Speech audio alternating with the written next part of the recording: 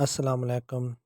آج میں آپ کو ایک ایسی پر اسرار کہانی سنانے جا رہا ہوں جسے سن کر آپ کے رونگٹے کھڑے ہو جائیں گے۔ پرانے وقتوں کی بات ہے کہ ایک لڑکا جو شہر سے ٹرین میں سفر کر رہا تھا اور اپنے گاؤں جا رہا تھا۔ اس وقت نہ تو گاڑیاں تھیں اور نہ ہی کچھ اور سامان۔ اس وقت صرف ٹانگے استعمال ہوا کرتے تھے بار برداری کے لیے۔ تو وہ لڑکا رات کو 12 بجے اسٹیشن سے اکیلا ہی اترا۔ اس نے آس پاس دیکھا تو نہ ہی کوئی ٹانگا تھا اور نہ ہی کوئی آدمی نظر آ رہا تھا۔ رات کا سناٹا بہت زیادہ چھایا ہوا تھا۔ پھر وہ آہستہ آہستہ ایک سٹول کی طرف بڑھا اور اس پر بیٹھ گیا اور اس نے آنکھیں اپنی بند کر لی۔ اس نے اچانک ایک لڑکی کی آواز سنی۔ اس نے شادی کا جوڑا پہنا تھا اور وہ کہہ رہی تھی کہ مجھے میرے پاپا سے بچا لو، وہ میری زبردستی شادی کرنا چاہتا ہے۔ لڑکا اس لڑکی کی یہ باتیں سن ہی رہا تھا کہ ایک آدمی جو کہ بہت دور سے نظر آ رہا تھا، جو کہ ٹانگا لے کر اس لڑکی کی طرف بڑھ رہا تھا، اور لڑکی اس ٹانگے والے کو دیکھ کر دور بھاگ گئی۔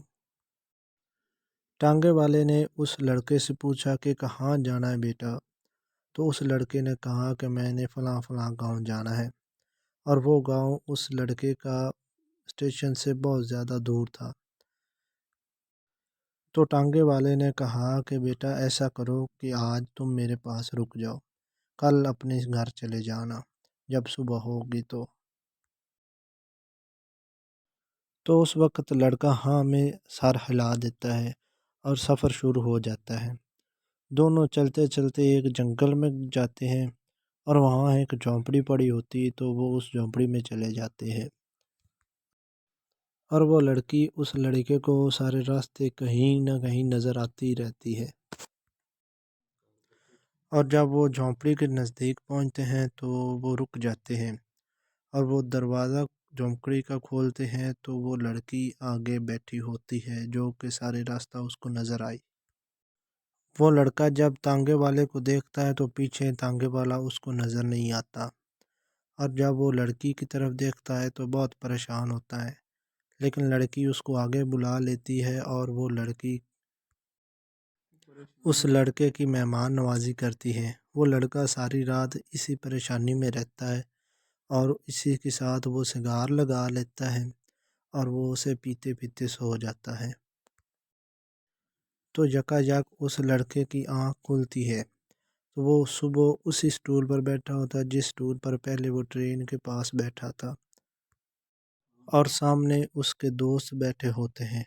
وہ بہت پریشان ہوتا ہے۔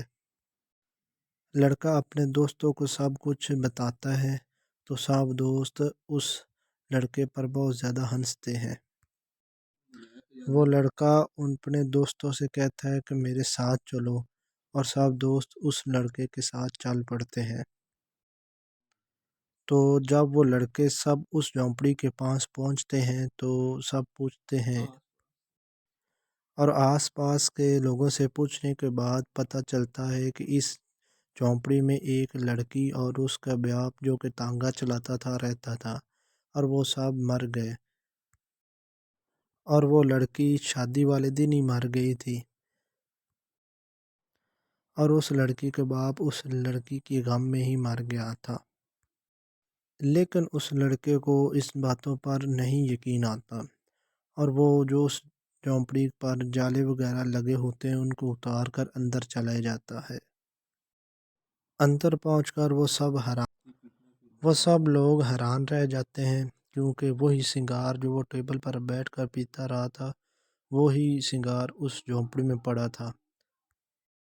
وہ لڑکا یہی سوچتا رہتا ہے کہ وہ لڑکی کون تھی اور اس لڑکی کا کیا ماجرا تھا، اور یہاں پر اس کہانی کا اینڈ ہو جاتا ہے۔